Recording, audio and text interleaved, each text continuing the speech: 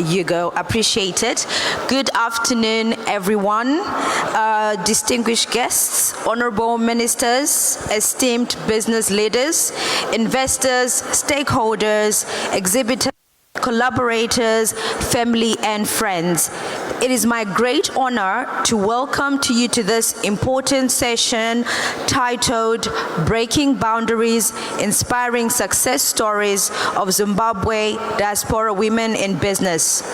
Today, we gather not only to celebrate success, but to highlight the resilience, the creativity, and leadership of Zimbabwean women who are excelling in the diaspora and beyond.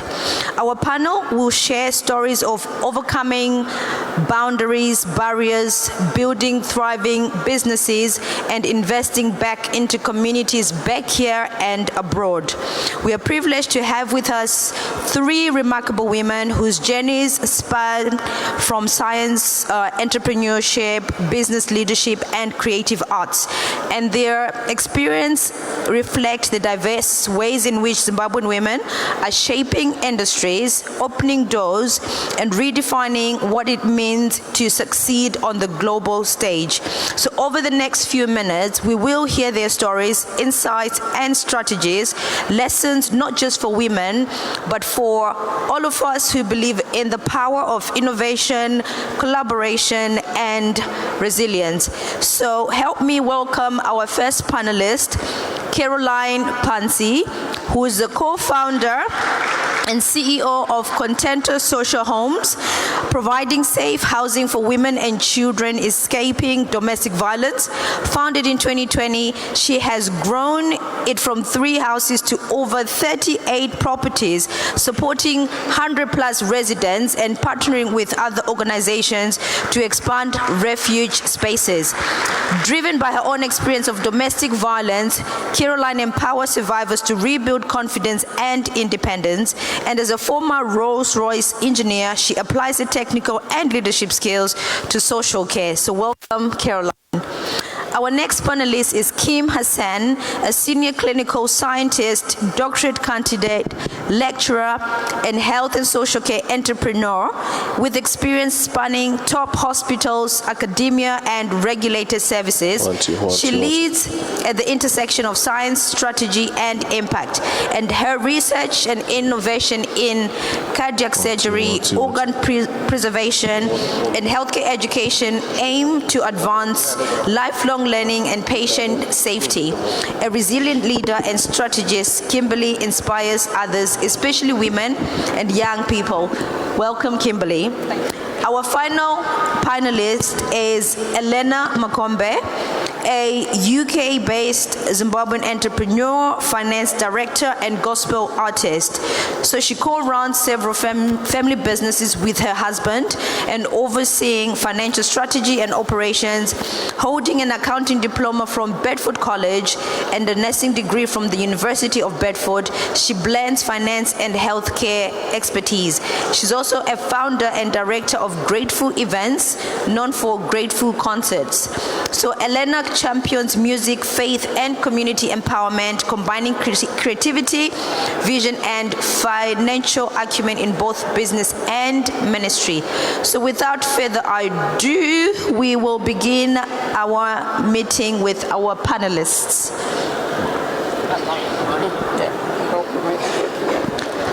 So, Elena, could you briefly share the defining moment that set you on this journey? Thank you so much. Good afternoon, everyone.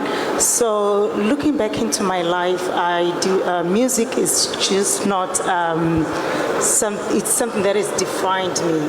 So, one of the breakthrough that I have and that defines me, my ministry, is when we launched the Grateful concert. It started as album launch. Initially it was supposed to be an album launch, the album which was called The Grateful, and then from there, that's when the breakthrough came. We launched this, I think it was 2023, if I'm not mistaken. That's when we launched the and it came the Grateful Concert, birthing more Grateful Concerts that we are talking about right now. Thank you. And Kim, could you kindly briefly share the defining moment that sent you on this journey? I think my defining moment came having grown up here within the UK and not seeing people within the same industry that look like me, talk like me, or have my background. So for me, not seeing people representation in women in science or being Zimbabwean was something that defined my moment. And the same for Caroline. What was that moment that said to you, this is me, this defines me, this identifies me? Thank you. Thank you for the opportunity. I've always had a passion for entrepreneurship. I landed a job at Rolls-Royce in 2012, and I thought that this was it. This is what I wanted. But I realized that I had a passion for helping people, and I had a passion for unlocking potential in other women. So in 2016, I ventured into business, starting off as a web designer. Because I was a software engineer at Rolls-Royce, but that still didn't satisfy me because I wasn't working with people. 2018, I started working with the homeless, housing homeless people, empowering them, helping them to rebuild their lives. In 2020, at the height of the pandemic, because of the number of issues that were coming out due to domestic violence and because of my lived experience in my earlier years, I decided to venture into supporting women that are fleeing from domestic violence. So from 2020, we've set up our first refuge, and I'm glad to say that right now we're running about 30 refuge, looking after about 117 women at one point in time. Fantastic.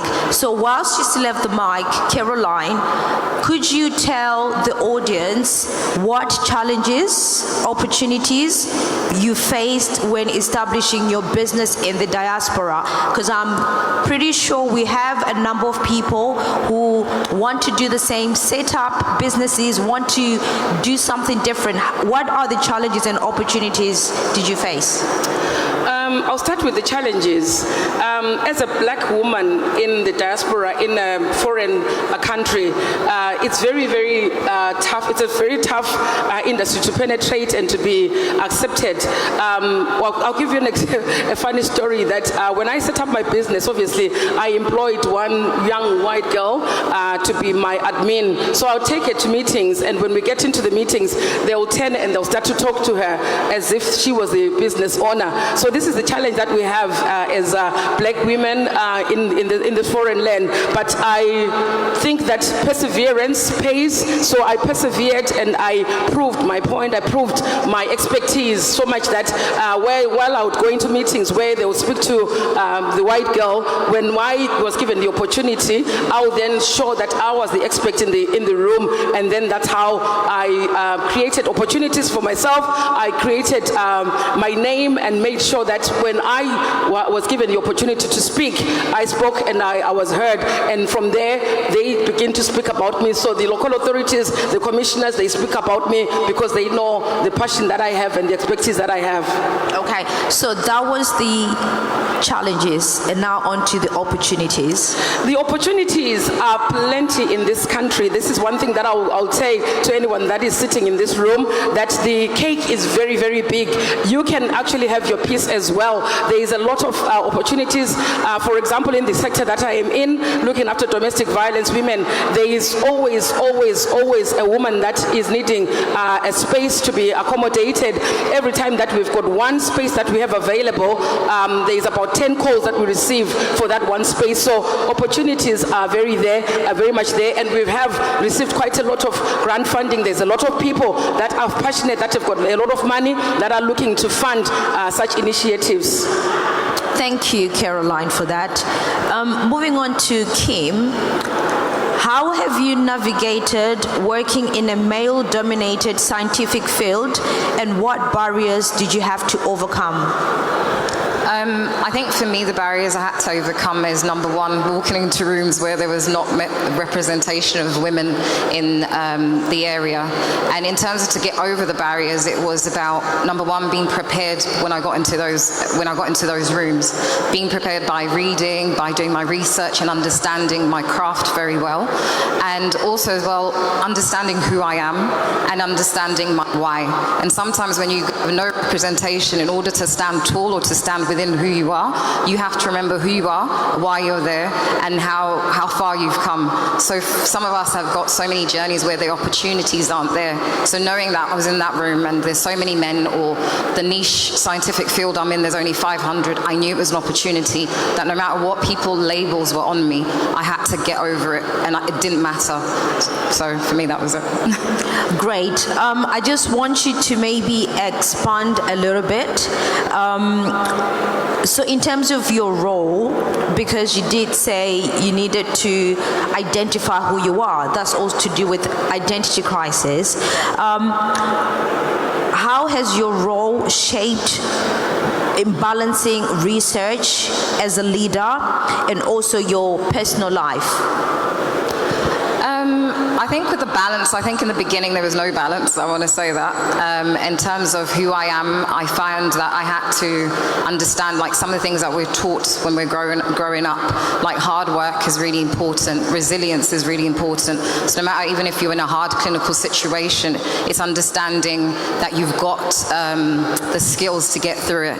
And sometimes, you know, with the clinical roles that we're given or the research projects, you've got a little time frames to get things done, or it can affect a patient in a different way in terms of research coming out or translational research. So for me, the balance never came in the beginning because I feel it was more work than my personal life. And in the end, after you've got to a certain point where you've got certain accreditations behind you, you're able to balance it a bit more by, I would say, understanding your priorities, because time is not on your side as well. So I feel lately I've got more of a balance, if that's what I say. Thank you for that, Kim. Okay, moving on to Alona. I mean, you're in the creative arts. How has your journey in music broken barriers for women in creative industries?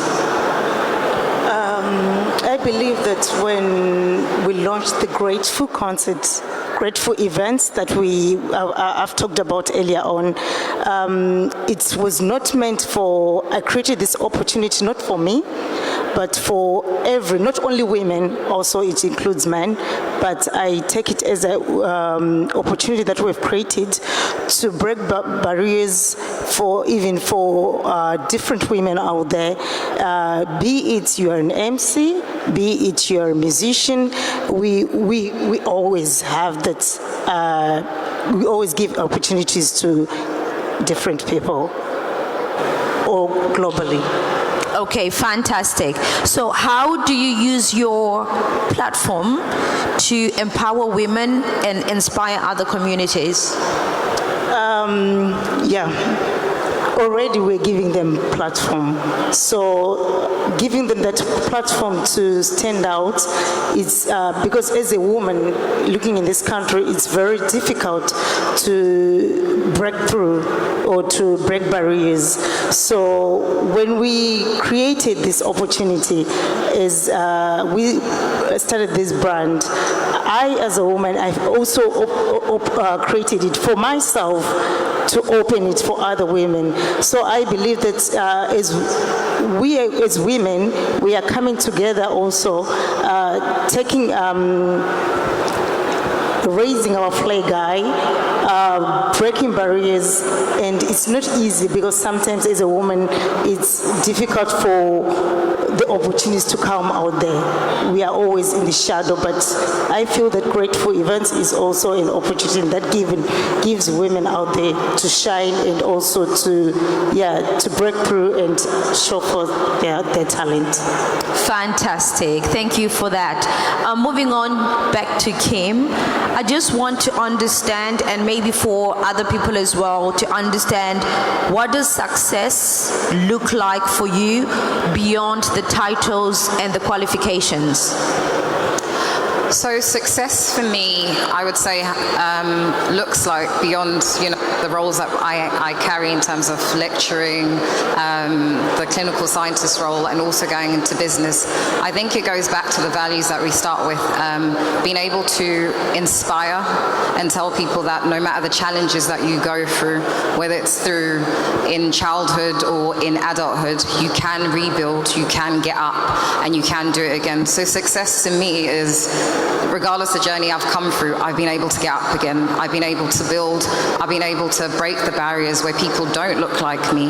And I've also been able to open doors in areas where I never thought I'd be able to go. So to me, having done that, and even sometimes failed, but I kept going, to me that is success. And success is about getting up and trying again and making your dreams come true. Thank you. Caroline, I'm going to throw in a spanner because we spoke about success. How did you turn failure into success? Because you've turned from 38 to 100 plus. How did you get to that point where you realized you had failed enough in order to keep persevering? Because you mentioned perseverance. So how do you navigate failure? How do you embrace failure? And how do you pick yourself up?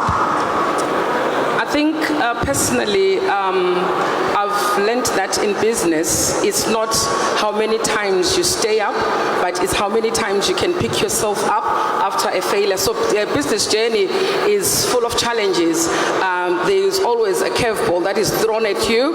So what is important is to find your way to navigate yourself, is to actually understand as well the risk appetite that you have. So recently we've actually taken a risk because, as I mentioned earlier, there is a challenge, obviously countrywide, of refuge spaces, and there is not enough of them.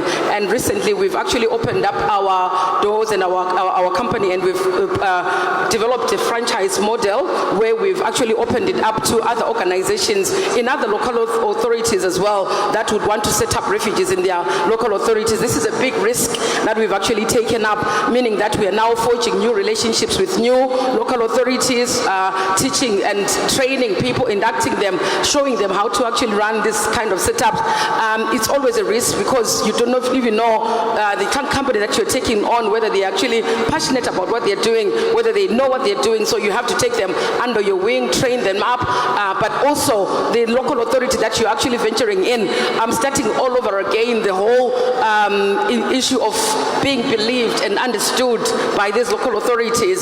So like I said, so when you realize that it's not about a smooth journey, but it's about embracing these challenges that we meet and then learning how to overcome them. So recently, like I said, we've got about 12 local authorities, new local authorities that we are now working with, and we're beginning to start the whole process of introducing ourselves and making them to understand and believe that we are doing what we are, what we stand for.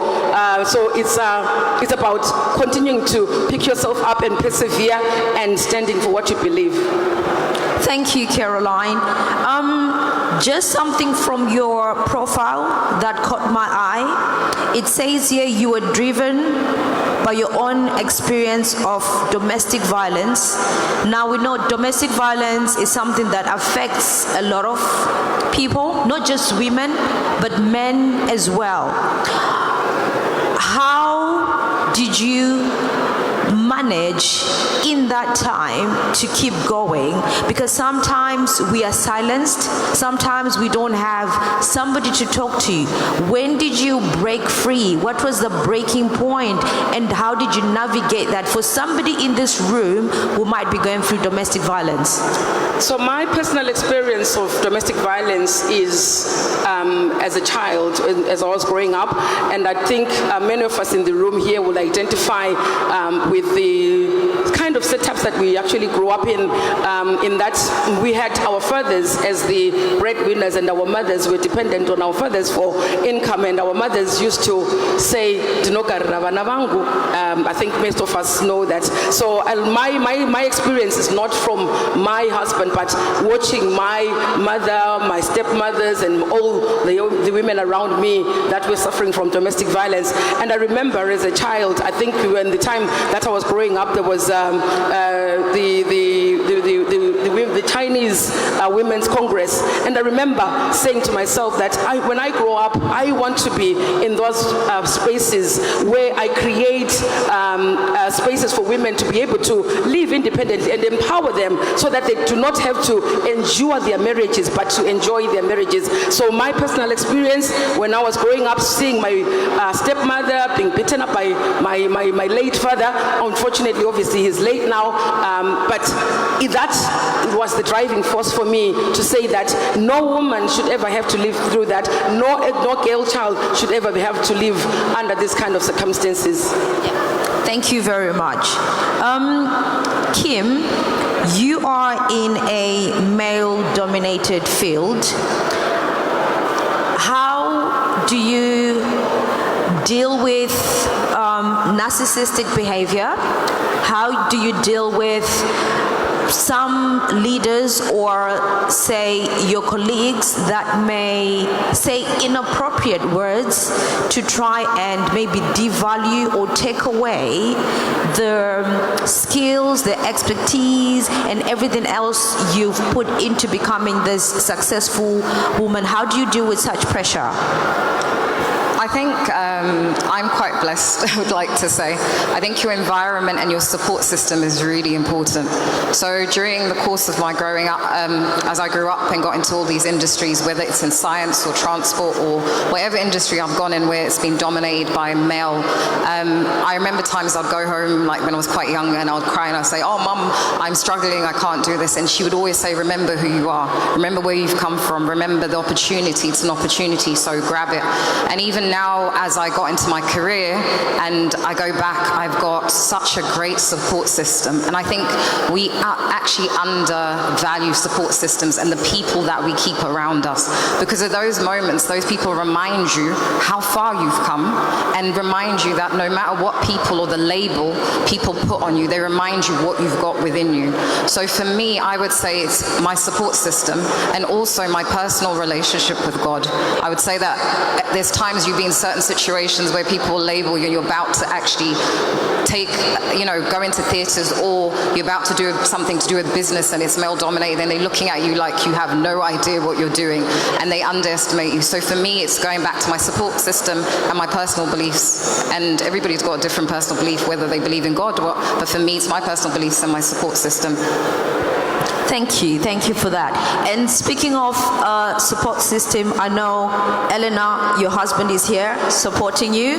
Sir, I hope you get your tea, and thank you for supporting your wife. I just wanted to find out, what role does faith and culture play in balancing family life and a career in the arts? Right, so I believe that faith takes the main role, because for me, I believe that before everything else, the one who who is in the center of everything, it's God. Let me just put it that way, because of my belief.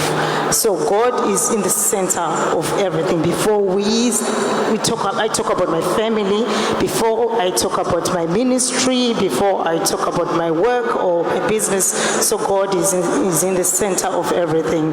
So making sure that I balance everything up, it's never easy.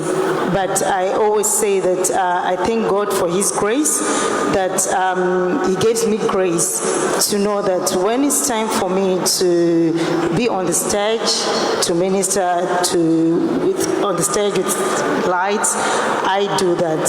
When it's time for me to wear my work ethic, being the finance director, I'll leave the music aside, but it's never easy, but it's just the grace of God.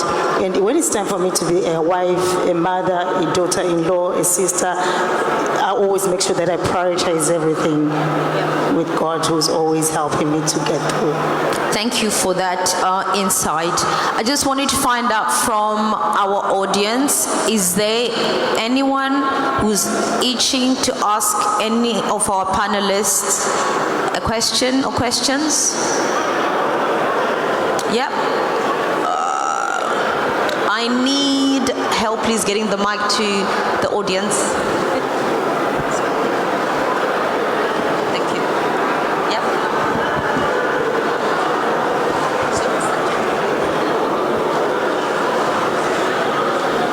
My chat one, two. I've got a question for the lady in green, please. That's Caroline. Caroline, thank you very much. Very inspiring, your story. You mentioned before you were in tech, you did software development for Rolls-Royce, right? You're a software engineer. How was the transition like, and do you still dibble and dabble with software at all, or are you now completely social care, property, etc.? Okay, I don't think any skill that you acquire in life, you can ever get rid of it or put it aside. So obviously it's an integral part of the businesses that I set up now. So software engineering, marketing, all those things, I still integrate them into my business right now. Can we speak after this, please? Can we speak after this, please? Okay, Yeah. That's fine. Thank you for that. Do we have anyone, any other questions? No question is ever silly, guys. You can ask anything. Anyone?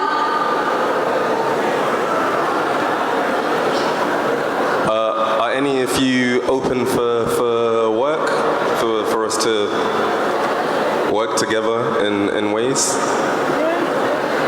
God bless you. So, what's your name, sir? My name is Nigel. Andrew. Nigel. Nigel. Nigel, yes. Nigel, I like your mindset. I like your spirit, because this place is a place of opportunities. You know, That's you meet right. people, you create opportunities, and I do hope that it does work well with you and Caroline. Okay, so, there's a lady in a beautiful orange top at the back there.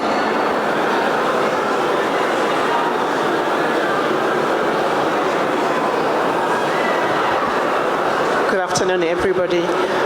It's a question for Caroline. You know, when you are franchising, how many rooms are you looking at? How many? Per building? Rooms, yeah. Okay, thank you for that question. So our refuge spaces range from 1 bedroom to 2 bedrooms, all the way up to 16 bedrooms, 30-something bedrooms. So it just depends, because the more we create different sizes or spaces, then we can accommodate different types of people. I was talking to my lovely sister here, where she was just sharing how a single unit can accommodate a family, because in our refuges there is a limit, especially for boy children, whatever age we can take them. So sometimes families have to be separated, because we cannot take any boys over the age of 12, because our refuge spaces are 1 room per family. So if there is a boy that is over 12, then that means they cannot stay with their mother, so they probably need to go into foster care. So if you have got a 1 bedroom, the 2 bedrooms, we can use that as well, so that we can place that family so that they do not have to be separated.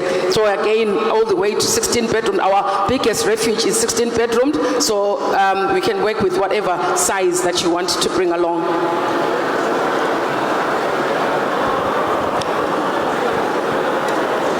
We'll come back to you. Hi there.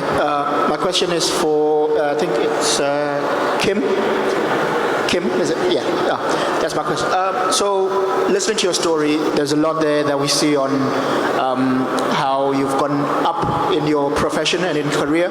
Could you please speak up? We love God. We really love God, and we love how He it's everything, yes, it's by God's grace. But could you speak to the power of discipline, hard work, studying, the preparation you put in that did get you to that level that many of us, fall by the wayside? Could you speak a little bit to that, please? So I would say, I guess my discipline came from what we went through in this country. And one of the things was that we were homeless and we stayed in a domestic violence home. And also, it came also from understanding that where we came from was very far, like, the opportunity we had, we weren't privileged, like in terms of not having papers at first and all those things. So I guess my mum ingrained to us quite young that, use this as an opportunity. Don't just take it as another reason. So that has always pushed me in terms of discipline. It's always told me that, I'm going to do the hardest and work hard. And the discipline that I've done is, in terms of time management, ensuring that I'm putting extra work. If someone in my industry is doing 10 hours work, I'm going to put double the amount. I'm going to do more of the work. I'm going to always remain humble. And I feel like people always forget that no matter how hard you work, and even with discipline as well, it's that those people watch you. And all my opportunities to get to the next level have actually not come from me applying for them, has come from people watching me work behind the scenes. So sometimes we always put on a show to be like, oh yeah, I'm doing it when my boss is watching. But you don't know, like, it's the intern or the locum that's going to give you the next opportunity. My research for my opportunities or different bits in business has actually come from the people I've watched behind the scenes. And that discipline has opened doors in different ways and taken me up in my career very quickly. So I guess the discipline comes from hard work and just buckling down and remembering my why. My why is we folk to be in this country and have this opportunity. Thank you. There's a lady in the back. Thank you. I have a question, in fact, two questions for Caroline. Based on your experience, your inspiration for starting this business to cater for women who are fleeing from domestic violence, if I heard you correctly, you had that experience back home in Zimbabwe. Being aware that there are women who are going through that experience, have you set up something for the woman back home so that she experiences the same freedom, And then my second question is, domestic violence abuse is such an emotional, draining experience, and having to deal with more than 100 women. How do you regulate yourself? How do you navigate through all that process of having to deal with what other women are going through as an individual? Thank you. Thank you so much for that beautiful question. So I'll start by answering question number one. Yes, we are actually in the process of collaborating with an organization called the Havens Trust, which has already been established since the 1970s. So my recent visit to Zimbabwe, I visited their refuge. So this is the only refuge that is available in Bulawayo, where I come from. So we are partnering with them, we are sponsoring them, we are making available to them funds to resuscitate their refuge, and obviously they are empowering programs in awareness. So it's a very established organization, but funding has been an issue for them. So as Contento Social Homes, we are actually collaborating with them and partnering with them to actually make sure that the same opportunities and things that we're making available for the women in the UK are available back home as well. Okay.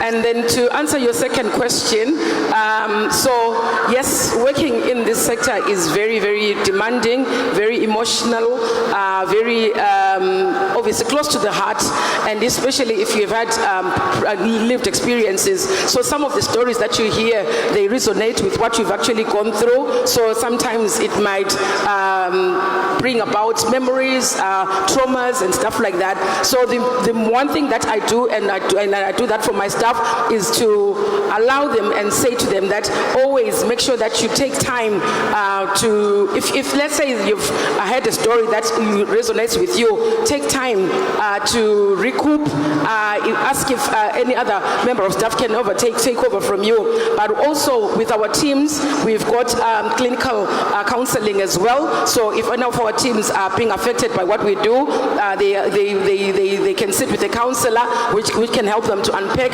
their emotions, whatever they've actually gone through. I've got I want to say I pride myself to have a very, very good team. So they share responsibilities, they share experiences, and make sure that if no one has to take upon themselves a load that they can actually not carry on their own. Thank you, Caroline. I just wanted to find out from each of you, if you could leave one message of encouragement for the next generation of Zimbabwean women in business, what would it be? We'll start with you, Eleanor. I would say never give up, never lose hope. The journey is never easy, but perseverance always pays. So also put God in everything that you do. God bless. That's fine. Go ahead.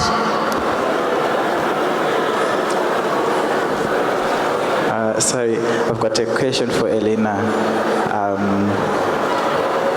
You are an accountant and then a nurse and then you're into music as well. I'm an accountant and I'm into music and then I'm contemplating on majoring into healthcare. What's your advice on majoring into healthcare from being an accountant, and how does it, what's the inspiration? Thank you so much for the question. So, first of all, we've got a family business. Yes, so we've got a family business. So in the family business, I'm also deals with the finances, and also music is something that I always love. It's my passion. So I take music as doing what. Pursuing my passion, but coming from also the health sector, going also into the accounting, it's we also deal with our business with my husband. Our family business is also in the health sector. Let me put it that way so that it's a bit clear. So we work with children with learning disabilities. We look after different children. So I also put also my health skills in the same business. So I'm still doing everything in the same business. Thank you, Eleanor, for answering that. I wrote about career identity crisis. So it's something that could be answered where you're trying to transition from the norm into something that you're quite passionate about. So if you want, you and I can have a conversation after this. So just factoring in time, Kim and Carol, could you just kindly give one or two words of advice, wisdom to those women aspiring to be successful, not just here, but back home as well? I think my bit of advice would always be don't wait for the door to be open to you and wherever you're going, and don't wait to look for representation in the rooms that you want to go to. Just know that you have the capabilities, you have the power, and you have the mindset to do whatever you put your mind to. And wherever your passions are, you can follow them, that God's given them to you for a reason. Doors will open as long as you put the hard work, you prepare yourself, and you'll be able to get there. So I'd say that's the reason. Thank you, Kim. And Caroline? My last words probably to anyone thinking about going into a business, especially if you're a woman, talking from a personal experience, I would say believe in yourself. If you've got something that is driving you, you've got a passion, if you've got a dream, don't wait for everybody around you to believe as well. I always want to quote a quote that I got from somebody else, that when you receive a vision or a dream, remember it's never a conference call. So it doesn't necessarily mean that your husband, your brother, your sister, your mother will also believe in that same dream, but it is you that needs to believe in yourself, work on it, and then you'll be surprised how many other people will begin to believe in you as well. So don't give up on anything and don't be put off by failure.